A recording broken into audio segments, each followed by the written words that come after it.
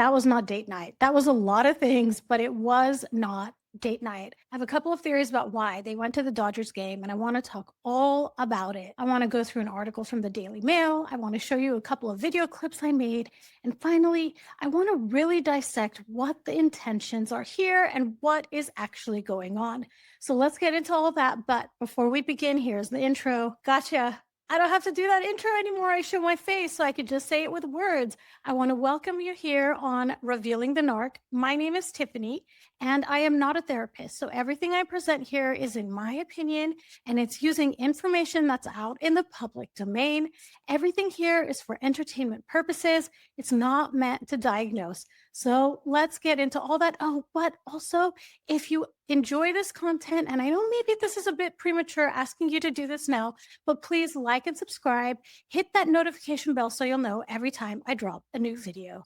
And I am just so thankful that you're here. So let's get into all of that. This is my first time filming on camera, so my apologies if my glance is not like perfect and I'm not looking straight at you, or when I'm reading an article, I'm looking down. I am going to work all of those little kinks out soon.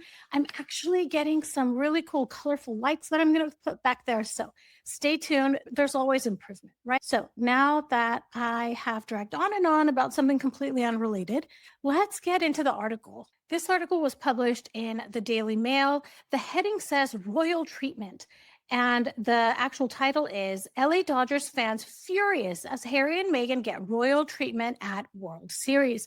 I don't know much about baseball, so this is my first intro into it.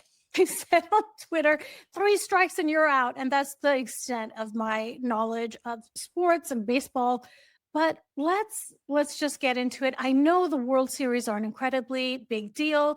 The other team that they're playing against that is in the World Series are the Toronto Jays. So it's a surprising choice to go to the Dodgers game and seemingly root for the Dodgers because of the gear that they were wearing, because Toronto's in Canada. You guys all know this. And Canada is part of the Commonwealth. And Meghan lived in Toronto for many, almost a decade. So kind of a surprising choice. Meghan has also repped the Toronto Jays before. I also want to mention there was someone on X who made an incredibly good point about how Meghan will not rep the Invictus Games. She will not rep the Invictus Games merch, but she is more than happy to do it for the Dodgers. I don't understand why the pick and choose. Well, maybe it's because the Invictus Games are her runway. So she doesn't want to be confined to wearing those items. And also she can't merch those items. The article begins and says, Prince Harry and Meghan Markle have left Dodgers fans far from impressed after being handed the best seats in the house for a front row date night at Game 4 of the World Series. If I'm not mistaken, there are 7 games in the World Series, so Game 4 is right in the middle of there, so it's important. I don't know exactly what the score is between the Jays and the Dodgers. I did hear that the Dodgers lost last night, so perhaps they got markled. I think so. You guys drop your thoughts in the comments. Do you think they got markled? I mean, didn't Serena Williams say that she didn't want Meghan at her tennis matches because Meghan was bad luck? The article then says the superstar couple, now seemingly deeply ingrained in LA life, were decked out in Dodgers merch for the big game on Tuesday night, with Fox's TV cameras regularly zooming in on them as they enjoyed the action. Maybe this is a good place to start going through a couple of the video clips. What I noticed is that Meghan was always the one to initiate the conversation, and it wasn't Harry. And here are just a couple of clips of that. To me, Harry didn't look very interested in what Meghan had to say. In one of the shots, to me, it even seemed like he kind of rolled his eyes or maybe scowled a little bit, but I'm not surprised. Then there is this one other clip where Meghan spots the cameras, and all of you on X were quick to point out that Harry also looked at the camera.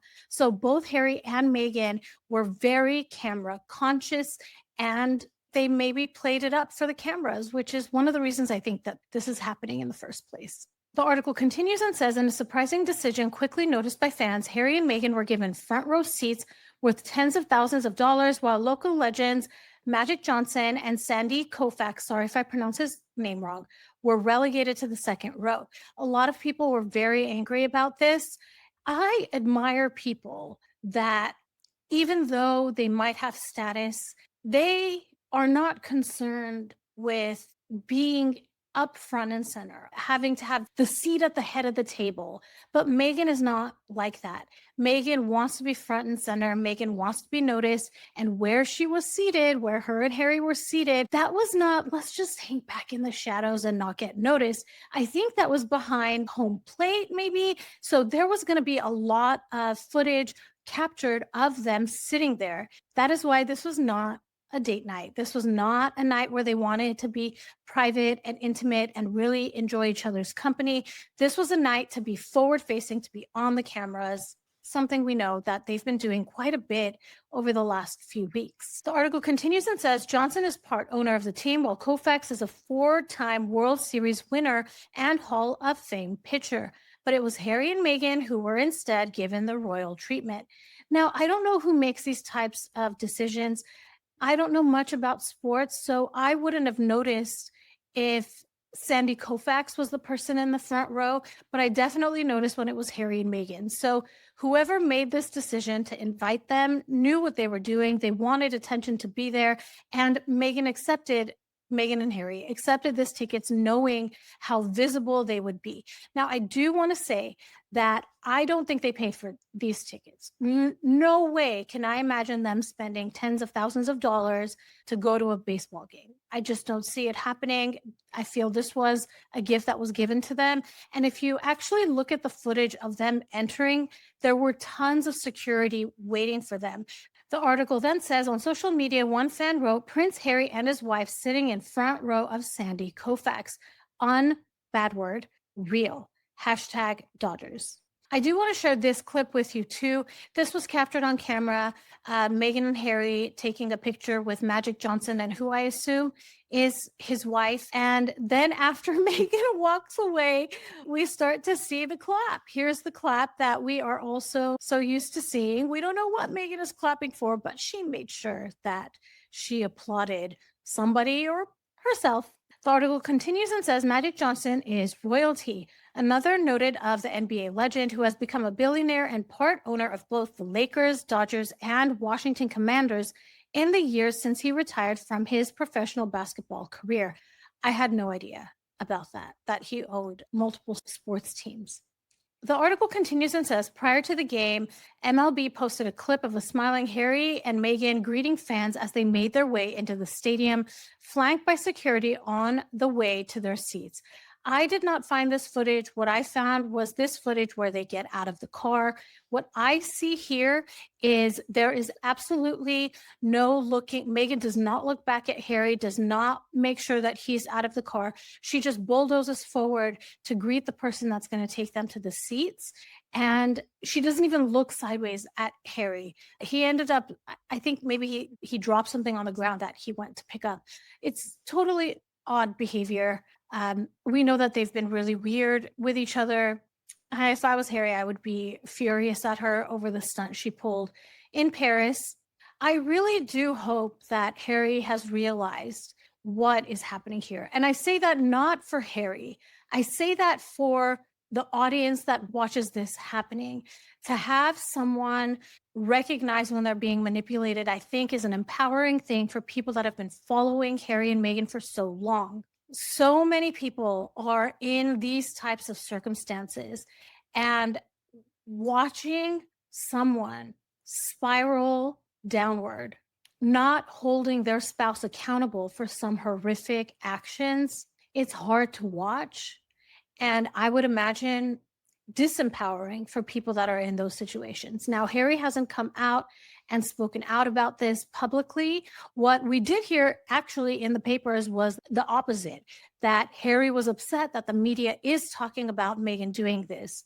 I really hope that that's not the case and that was PR put out by anyone that wanted Meghan to look like she's on cloud nine. The article then says both wore blue Dodgers caps and the superstar pair were matching with the rest of their outfits too, pairing shirts with a blue over layer. I think this is important to note for a couple of reasons. Early on in Harry and Meghan's relationship, Meghan would mirror Harry and wear matching outfits with him. I think it was a way to build intimacy within the couple. And I actually mentioned this a couple of videos ago that Meghan was mirroring him at Project Healthy Minds and the outfit choice there. So it's a little bit it's unlocking a pattern that we're seeing here, that Meghan is starting to dress like him, maybe trying to pull him back into or under her spell. Now, everything I say here is based off of things that are in public, right? I don't know Harry and Meghan personally. I just look at the patterns that I'm seeing and I look at what's written in the press about them, and I try to make these teachable moments for you and I. When we start seeing our partner trying to become all matchy-matchy with us when they haven't done that in a long time, and something bad had happened recently where you were mad at them, perhaps that's the intent, to try to rebuild intimacy with you again, to try to rebuild that relationship again, to draw you back into the web again. The other thing I want to mention is about that LA Dodgers hat. That really makes me mad because the last time Meghan wore that hat was when she went to volunteer at the LA fires. I was personally, well, I don't want to say I was personally impacted. Okay. There were a lot of people that lost a lot in those fires, but I grew up in the Altadena area and I have a relative that lives in that area. And shockingly, her house is up against the mountain and it survived. All the neighbors' homes are gone, but somehow hers survived. So in those early days, we didn't know what was gone and what wasn't. To see Meghan walking through that rubble, stepping on the ashes of people's property when the people didn't even know if their properties were still left standing, when there were animals that had not yet been recovered, when there were people that had not yet been recovered. It's absolutely infuriating. So I believe she is wearing the same hat unless she bought a new hat, but it looks the same to me. And just yesterday, we heard that there is going to be an article coming out in Town and Country where she interviews the young lady who's the founder of Altadena Girls, where Meghan was pictured the day after the publicity that she did, serving food and walking through the rubble. The more and more these types of coincidences happen, the more it becomes clear that all of these things are, I don't know how else to say it, but they are in bed together. It's not a coincidence that Meghan wore that Dodgers hat yesterday, the same day that that news of that article in the November issue is coming out. And who would have coordinated all of this, right? Town and Country would benefit from seeing Meghan in an LA Dodgers hat again, right? So there's advertisement happening there. The Dodgers get probably publicity, probably a lot of people turned in to watch it. So there's ad revenue that's generated from that. So all of this is not a coincidence. This was not a date night at all. Those two don't look like a happy couple to me. He doesn't seem to initiate conversation with her. Let me know in the comments if you think all of these things as well. I want to close out this video by talking about a couple of reasons I think this is all happening. Attention is a narcissist's oxygen. For image-driven narcissists, public attention is not entertainment, it's identity. No attention means that there's no validation, there's no social power, and there's no emotional supply. And recently we've seen that their relevance is slipping. They've lost the Netflix contract. It was said pretty clearly yesterday. I forget what show I was watching, but I think it was Charlotte Griffiths who speaks favorably about Harry and Meghan. So for her to come out and say, like, this might be the end of it, you guys don't quote me on that. I may be absolutely wrong about who it was that said it and who it is that's Harry and Meghan's newest mouthpiece. But I don't think there's going to be anything with Netflix coming out. Let me clarify.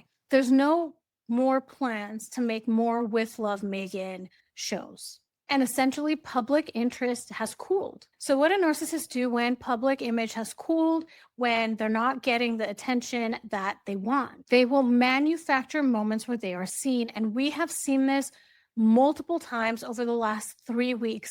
Since Meghan went to Balenciaga, we've seen more of Meghan, I want to say, in the last 2-3 weeks. I think we've seen of her in 6 months. So this was not date night. This was, hey, remember us? We're right here in the front row. We were able to finagle this somehow. We're still important. And the Dodgers will still call us Royals. And ultimately, the seat placement tells the story. These weren't just good seats, these were elite, camera captured broadcast seats. They easily could have been in a luxury box, in comfortable seats, in an area where cameras wouldn't really be on them, but this was meant for them to be seen. And just like so many things Meghan does, this wasn't about watching the game.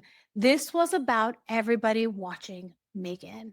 My most recent upload, and I'll drop a link in the description of this video and at the end screen at the end of this video, was of Meghan and her switching personas. We've seen her just in the last couple of weeks. In Balenciaga, she was the fashion mogul. Well, not a mogul because she doesn't do fashion business, but she's the fashion star. At Project Healthy Minds, she's the humanitarian that cares about the youth and bullying on the internet. Yeah, roll our eyes about that one. At that Fortune, whatever event, she was this businesswoman CEO that is responsible for making sure UGCs get recognized. And that bothers me because I didn't know what a UGC was. It's user generated content. It essentially means when someone receives a jar of jam and they take a video, spread. They receive it, they take a video of it, they post it on their story, and then Meghan reposts it. Why can't she say it in layman's terms? She speaks in jargon and she does it to make it seem like she knows what she's talking about. We have Meghan showing up at that tennis match, trying to look like she's a good friend and she's a good mother and she takes care of her friends' families. And actually, that Meghan's mother thing also showed up when they went to the pumpkin patch. So you see, Meghan is trying to project all of these different personas, and each one of these events project a different part of her persona. And now perhaps we have a seventh one. This is the LA girl who goes to sporting events, who's still important enough to sit in a box seat with her husband. I'm sorry, not a box seat, but behind home base in the front row with her husband. So I'm curious to know, what do you all think about this? Do you agree? Do you see all of this too? Where do you think Meghan's going to show up next? I'm going to think about that. We might see a glimpse of them trick-or-treating at Halloween, perhaps. Let me know all your thoughts in the comments. Please don't forget to like and subscribe, hit that notification bell so you know every time I drop a new video. I want to ask you all that in lieu of super chats and super stickers, if you would consider donating to the National Domestic Violence Hotline. Their link is in the comments if you need it, and I'm putting their information right here on the screen so that you can contact them should you need to. And again, thank you so much for being here, and I'll catch you in the next one. Bye, everybody.